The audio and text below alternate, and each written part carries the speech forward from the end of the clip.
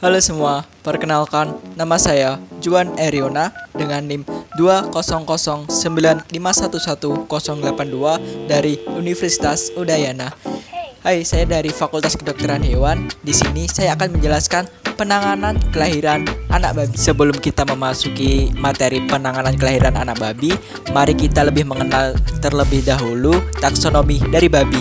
Jadi, babi ini memiliki filum chordata, kelas Mamalia, ordo Artiodactyla atau yang berkuku genap seperti unta, sapi, dan lain-lain banyak lagi. Lalu, babi ini memiliki famili Suidae atau bangsa babi-babian dengan genus Sus. Kalian tahu nggak sih kalau babi itu memiliki masa bunting 115 hari, atau kita bisa lebih mudah mengenal nih, yaitu 3 bulan, 3 minggu, 3 hari. Oh iya, perlu diingat nih kawan-kawan. Jadi, babi itu memiliki dewasa kelamin 5-6 bulan, terus memiliki dewasa tubuh 8-10 bulan. Jadi, walaupun sudah dewasa kelamin, lebih baik babi itu dikawinkan saat setelah mengalami masa birahi atau sekitar 8-10 bulan agar nanti anaknya bisa sehat dan induknya bisa beranak lebih banyak lagi di lain waktu.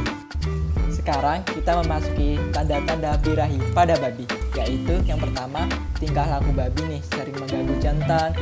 Kedua, sering menaiki betina lain. Tiga, memiliki kegelisahan yang sangat meningkat.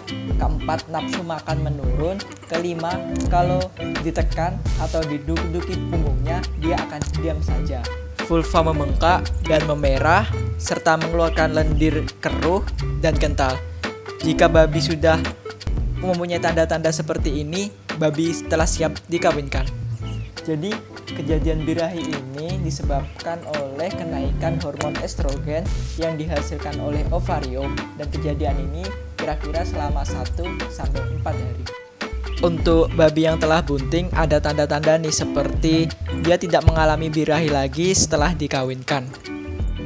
Karena babi akan melahirkan, lebih baik adanya pemindahan kandang, yaitu 2-3 hari sebelum babi melahirkan untuk babi yang telah terbiasa melahirkan, dan 1 minggu untuk babi yang baru pertama kali akan melahirkan. Keadaan kandang harus sangat diperhatikan dari faktor kebersihan, ketenangan, dan kenyamanan untuk babi yang akan melahirkan. Kandang pemisah bisa seperti ini. Hal ini yang membuat induk babi akan merasa nyaman dan aman untuk melahirkan anak-anak babi. Dalam proses kelahiran anak babi terdapat 3 stadium, yaitu persiapan, pembukaan, dan pelepasan. Untuk stadium pertama yaitu persiapan, memiliki ciri-ciri perut babi turun ke bawah, urat daging ciri di sekitar vulva mengendor, vulva membengkak berwarna merah dan keluar lendir, ambing mengeras, puting berwarna kebiruan, nafsu makan mulai menurun, induk mulai mengumpulkan sarang, dan air susu akan keluar kurang lebih 12 jam sebelum babi bayi dilahirkan. Stadium berikutnya adalah stadium pembukaan, yaitu induk babi mulai merasa kontraksi. Cirinya adalah gelisah, bangun tidur yang terjadi berulang kali, menghentak-hentakkan kaki, teriak ciri khas babi, dan mengapak-ngapakkan atau memukul-mukulkan ekornya. Berbaring, tidak mau makan, dan yang terakhir adalah mudah merasa kencing. Pada stadium ini, kontraksi itu bertujuan mendorong anak-anak menuju ke belakang, mempersiapkan kelahiran, dengan ditandai nantinya adalah perut terlihat turun, tubuh terlihat memanjang, dan terbukanya serviks. Tapi ada beberapa kasus, yaitu sulitnya terbuka serviks dari induk babi ini. Stadium selanjutnya adalah stadium pelepasan. Karena babi ini termasuk hewan peridi yang mampu melahirkan anak banyak sekitar 8-12, jadi babi ini memerlukan waktu sekitar 12 jam untuk melahirkan semua anak-anaknya. Pastikan posisi babi ini berbaring saat melahirkan. Jika babi ini nantinya kesulitan dalam melahirkan atau telah melebihi waktu yang telah ditentukan seperti 12 jam dan masih ada anak yang terdapat dalam kandungan induk babi, sebaiknya babi diberi bantuan yaitu pemberian oksitosin atau jenis obat dengan aktivitas oksitosin. Setelah semua anak telah dilahirkan, kita perlu memperhatikan nih induk babi. Apakah induk babi ini telah memiliki sifat keibuan, yaitu siap menyusui anak-anaknya, atau malah sebaliknya, yaitu memakan anak-anaknya atau biasa kita sebut kanibal. Selanjutnya yaitu pemotongan plasenta. Terlebih dahulu jauhkan anak-anak babi ini dari induknya. Dan karena apa? Karena biasanya induk babi ini akan memakan plasenta anak-anaknya yang nantinya bisa mengakibatkan masalah pencernaan pada induk babi. Dan selanjutnya adalah biarkan babi beristirahat sebentar saja. Kenapa tidak boleh lama? Karena akan banyak bakteri dari proses kelahiran babi tersebut, sehingga kita bisa memindahkan babi itu terlebih dahulu dan membersihkan tempatnya. Karena bekas kelahiran induk babi itu akan banyak bekas-bekas dari kelahiran dan tercampur oleh kencing dan tercampur oleh feses dari babi tersebut. Keluarnya seluruh plasenta menandakan anak-anak babi telah keluar semuanya. Oleh sebab itu, kita harus segera membersihkan sebelum plasenta tersebut dimakan oleh induk babi. Langkah selanjutnya adalah memotong tali pusar. Tali pusar adalah organ yang sangat penting untuk pertumbuhan dan perkembangan fetus selama kebuntingan, tetapi menjadi suatu bagian yang tidak diperlukan dan merupakan daerah yang berbahaya. Karena apa? Karena tali pusar ini bisa menjadi area masuk untuk bakteri-bakteri yang mengakibatkan infeksi pada anak babi yang baru lahir. Dengan demikian, tali pusar harus dipotong dengan cara sederhana seperti berikut. Pertama, ikat tali pusar kira-kira 2 cm dari pangkal dengan seutas benang steril untuk meyakinkan tidak ada bahaya karena pendarahan melalui arteri tali pusar. Selanjutnya, potong tali pusar dengan gunting atau pisau di bawah ikatan. Selanjutnya, oleskan di tempat pemotongan tali pusar dengan iodium tekstur keras untuk mencegah infeksi atau sakit pada tali pusar. Masuki tahap selanjutnya nih, penanganan selanjutnya yaitu memotong gigi. Anak babi baru lahir memiliki 4 pasang gigi atau 8 gigi tajam, 2 pasang pada tiap rahang disebut gigi hitam, gigi jarum, atau gigi serigala. Meskipun gigi tersebut cukup penting pada anak babi, namun gigi tersebut harus dipotong karena lebih banyak menimbulkan kerugian daripada keuntungan bagi peternak. Alasan mengapa dilakukan pemotongan gigi adalah sebagai berikut. Pertama, gigi sangat efektif menyebabkan luka pada ambing induk dan mengakibatkan induk menolak untuk menyusui anak-anaknya. Jadi untuk kesejahteraan anaknya itu sendiri, karena anak itu memerlukan ASI dari induk yang mengandung kolostrum untuk kesehatan selanjutnya sebagai imun dari induk. Apabila anak babi berkelahi untuk merebut satu puting susu atau bermain sesamanya, gigi tersebut dapat menyebabkan luka pada muka, di mana luka tersebut dapat menjadi area masuknya patogen-patogen penyakit mikroorganisme. Jadi gini teman-teman cara untuk pemotongan gigi anak bayi yang baik dan benar. 1. Pegang kuat anak babi dengan 1 tangan, di mana 3 jari menahan rahang dan ibu jari menekan dari belakang leher dengan arah berlawanan. Selanjutnya, masukkan jari telunjuk pada satu sisi dari mulut persis di belakang gigi jarum, mendekati ujung lidah. Dengan alat pemotong gigi atau alat pemotong kuku biasa, potong gigi di atas gusi. Penting untuk menghindari pemotongan gigi sampai dasarnya. Jangan membuat sudut yang tajam atau bergerigi yang dapat menyebabkan luka pada gusi dan lidah. Hal selanjutnya yang disarankan yaitu memotong ekor. Menggigit ekor adalah suatu masalah yang sering terjadi di hampir semua peternakan babi. Maka secara rutin dilakukan pemotongan ekor anak babi baru lahir. Panjang ekor yang dipotong dapat dari ujung hingga pangkal ekor. Tetapi biasanya cukup untuk memotong 2/3 hingga 3/4 dari ekor. Pendarahan yang semakin sedikit terjadi apabila beberapa alat yang digunakan tumpul. Pada umumnya, perhatian khusus harus diberikan terhadap kesehatan selama melakukan pemotongan ekor di usaha peternakan. Apa sih yang diperlukan anak babi yang baru lahir? Yaitu adalah mendapatkan kolostrum. Segera setelah pemotongan gigi, letakkan kembali anak babi bersama induknya agar anak babi dapat menyusu atau memperoleh air susu pertama, kolostrum, yang mengandung daya tahan tubuh yang tinggi.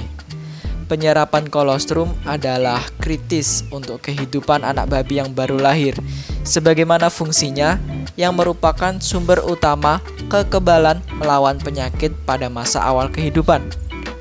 Hal yang perlu dicatat bahwa secara bertahap terjadi perubahan dari kolostrum menjadi air susu pada 2-3 hari periode transisi. Apabila ada anak babi yang lemah, harus diberi kesempatan yang baik untuk menyusu dengan mengarahkan anak-anak babi ke ambing induk. Terus bagaimana kalau induk mati? Jadi jika induk mati, kita bisa menitipkan anak-anak babi tersebut kepada induk babi juga yang baru melahirkan. Tetapi kita perlu mengadaptasi terlebih dahulu, seperti anak babi tersebut ditaruh di tempat yang sama dengan anak babi yang baru lahir. Agar apa? Agar baunya tercium sama sehingga tidak ada perbedaan perlakuan dari induk babi. Karena terkadang induk babi itu tahu mana anak aslinya dan mana anak yang dari titipan, sehingga akan ada terjadi perbedaan perlakuan untuk anak-anak tersebut. Kalau hal itu tidak bisa dilakukan, kita bisa mengganti susu kolostrum dari babi tersebut menjadi susu formula, ataupun juga kita bisa mengambil dari kolostrum pada sapi yang baru melahirkan. Penyuntikan zat besi. Anemia pada anak babi menyusu merupakan masalah yang telah lama diketahui secara baik oleh para peternak maju. Hal ini terjadi disebabkan oleh kekurangan zat besi, di mana plasenta dan ambing tidak efisien memindahkan mineral tersebut. Penambahan zat besi untuk mengatasi kekurangan zat besi pada anak babi yang tidak bersentuhan dengan tanah dapat diberikan baik melalui mulut maupun disuntikan. Dalam air susu induk, kandungan zat besinya sangat rendah dan anak babi yang lahir menyimpan zat besi dalam jumlah yang terbatas, di mana biasanya hanya mencukupi kebutuhan dari 1 minggu setelah lahir. Pada waktu lahir, dalam tubuh anak babi mengandung kira-kira 40-50 mg zat besi. Disimpan terutama dalam hati, di mana anak babi mulai menggantikannya setelah lahir. Secara rata-rata, anak babi membutuhkan 7 mg zat besi setiap hari pada minggu pertama setelah lahir. Sedangkan air susu induknya hanya dapat memberikan 1-2 mg per hari kepada tiap ekor anaknya. Dengan demikian, anak babi akan kehabisan simpanan zat besi dan anemia akan timbul setelah 1 minggu. Apabila tidak teramati perkembangannya, anemia dan resiko kematian akibat mencret, radang paru-paru, dan penyakit menular lainnya akan meningkat.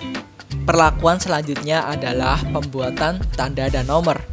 Tiap ekor anak babi dalam seperindukan harus diberi tanda atau nomor dalam waktu 24 jam setelah lahir, guna mengukur penampilan dari kelompok, kebijaksanaan dalam mengafkir, dan ketegasan dalam menyeleksi bibit pengganti. Para peternak kecil biasanya memberi tanda pada babi dengan membuat titik-titik pada kulit atau tanda-tanda tertentu pada bulu. Di pihak lain, para peternak komersial di mana terdapat ratusan bahkan ribuan anak babi dari berbagai umur dalam kelompok, pembuatan tanda atau nomor dapat dilakukan dengan cara pemotongan daun telinga dan tato. Selain itu, bisa juga dengan menggunakan AirTag, cap bakar, pilok, dan sebagainya. Tetapi cara ini kurang aman digunakan oleh peternak babi. Untuk menjaga daging babi, maka pada saat masih baru lahir atau pada saat muda, babi biasanya dilakukan kastrasi atau kebiri. Kastrasi adalah suatu pengambilan bagian kelamin utama dari pejantan, dan yang terbaik dilakukan pada waktu anak babi berumur 2 minggu. Pada umur ini, anak babi dengan mudah ditangani. Shock dan gangguan pertumbuhan sangat minim, dan kesempatan luka terkena infeksi sangat kurang karena tempat atau kandang menyusu lebih bersih daripada kandang ternak babi sapihan. Kastrasi anak babi dilakukan terutama untuk mencegah individu yang tidak diinginkan dari gambaran dirinya sendiri, fasilitas pemberian makan secara bersama, dan juga untuk tata laksana praktis lainnya. Tujuan dari pengebirian adalah untuk memperbaiki karkas. Akan tetapi, kenyataan secara keseluruhan memperlihatkan bahwa pertumbuhan babi jantan hampir sama bila tidak lebih cepat daripada babi kebiri pada umur yang pasar yang sama. Dan dengan efisiensi penggunaan makanan dan kualitas karkas yang lebih baik. Apabila seekor babi akan dikastrasi, kita tidak hanya harus mempertimbangkan umurnya, tetapi juga kesehatan dan kemampuan dari ternak terhadap kondisi cekaman atau stres. Melakukan kastrasi adalah suatu operasi yang sederhana, tetapi hal ini dapat menimbulkan bahaya apabila seseorang tidak mempertimbangkan kondisi ternak dan lingkungannya. Kastrasi dapat berhasil pada setiap musim, akan tetapi paling baik melakukannya adalah pada keadaan cuaca menyenangkan. Dipilih hari yang cerah, sejuk, hindarkan cuaca dingin, basah, atau beruap. Anak babi yang baru lahir tidak mampu mengatur suhu tubuhnya sebelum umur 2-3 hari. Tambahan panas diberikan selama keadaan dingin atau cuaca buruk. Salah satu cara umum yang dilakukan untuk menanggulanginya adalah menggunakan lampu 250 watt yang digantung. Hal ini berguna untuk memberi kehangatan dan menarik perhatian anak babi agar menjauhi induk apabila tidak sedang menyusu. Bola lampu digantung kira-kira 70-76 cm dari lantai, disesuaikan dengan pertumbuhan anak babi.